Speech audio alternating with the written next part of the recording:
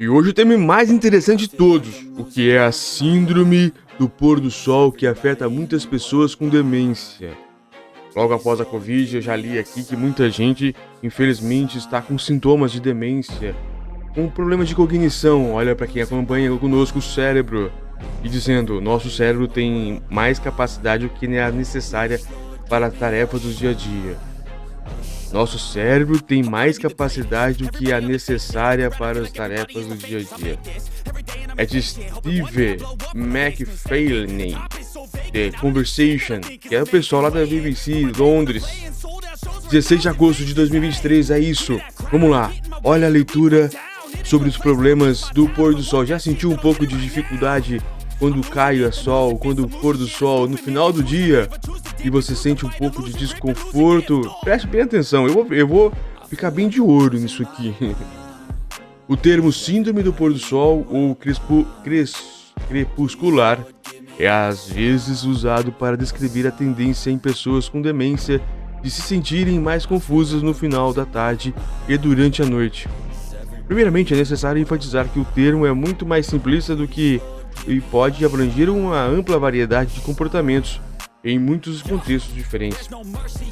Quando avaliamos as mudanças do comportamento na demência, é sempre melhor ouvir uma descrição completa e precisa do que a pessoa está fazendo nesses momentos, em vez de aceitar que estão sofrendo da síndrome.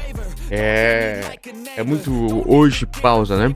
Hoje é muito comum as pessoas dizerem que são autistas, têm TDAH, tem isso, tem aquilo, porque os temas eles entraram nas pautas, então as pessoas têm algum sintoma parecido, às vezes é só um probleminha ali, uma coisa normal do dia, e já se automedica, auto-intitula, ou se diagnostica, autodiagnostica como o autista, como o TDAH. Então preste bem atenção, vamos ler, saber o que é, antes de sair dizendo talvez tenha a síndrome. Esse conjunto de comportamento frequente descritos incluem confusão, ansiedade, agitação, andar de um lado para o outro e seguir outra pessoa. Isso frequentemente descritos. Isso a gente pode ter com um pouco de estresse também. Isso pode se manifestar de maneira diferente dependendo do grau de demência, da personalidade do indivíduo e de seus padrões de comportamentos anteriores, além da presença de gatilhos específicos.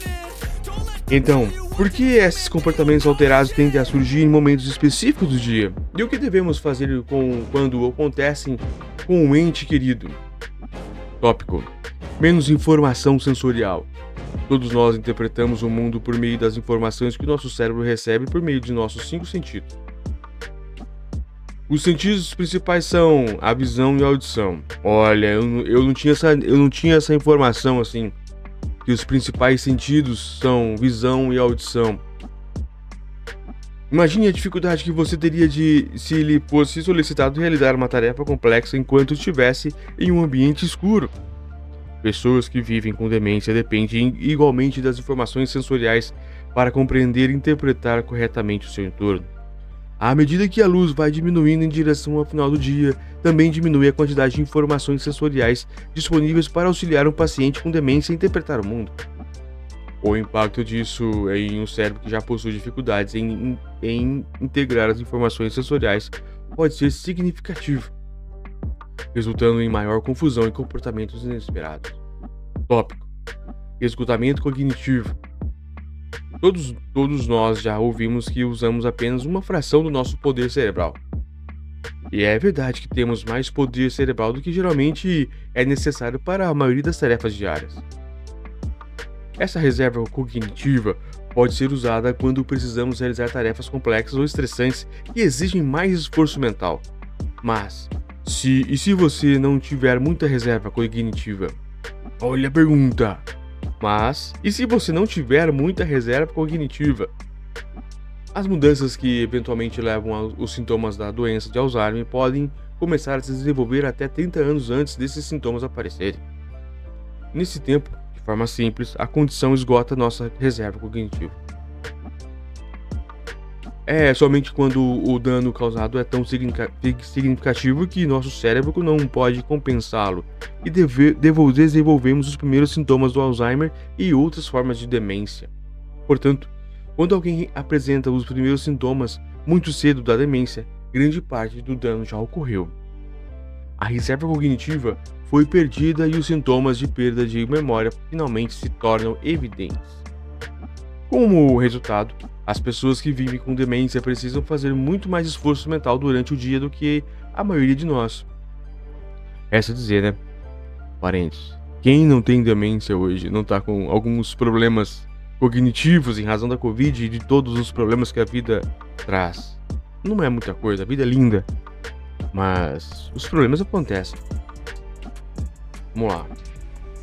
É difícil. Todos nós já nos sentimos cognitivamente exaustos, cansados e talvez um pouco irritados após um longo dia realizando uma tarefa difícil que exigiu um alto nível de esforço mental e concentração.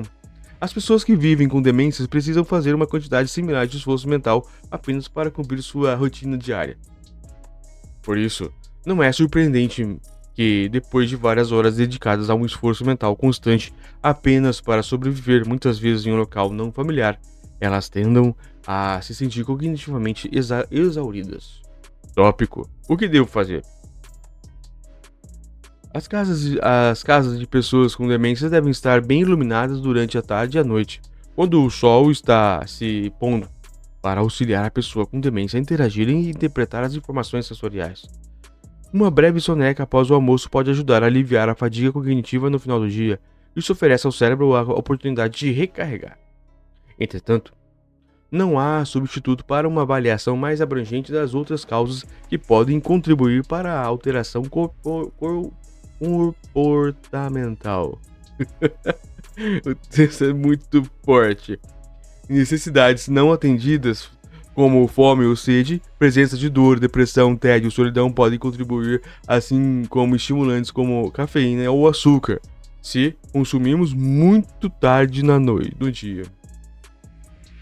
Os comportamentos frequentemente descritos com o termo excessivamente simplista de síndrome vespertino são complexos e suas causas tendem a ser individuais e interrelacionadas.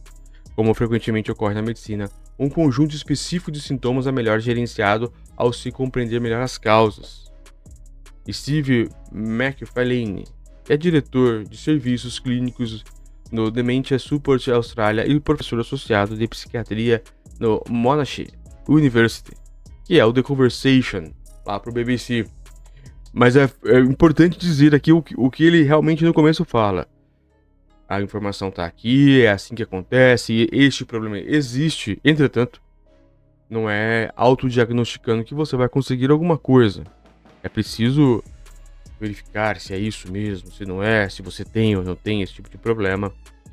E somente um médico, uma pessoa especializada que vai dizer, aqui dizem os dados, o que pode ser, o que não pode, quais são os sintomas, o que você precisa fazer. Mas é claro, não precisa dizer, está implícito aqui, que para você ter o melhor diagnóstico é ir ao médico especializado.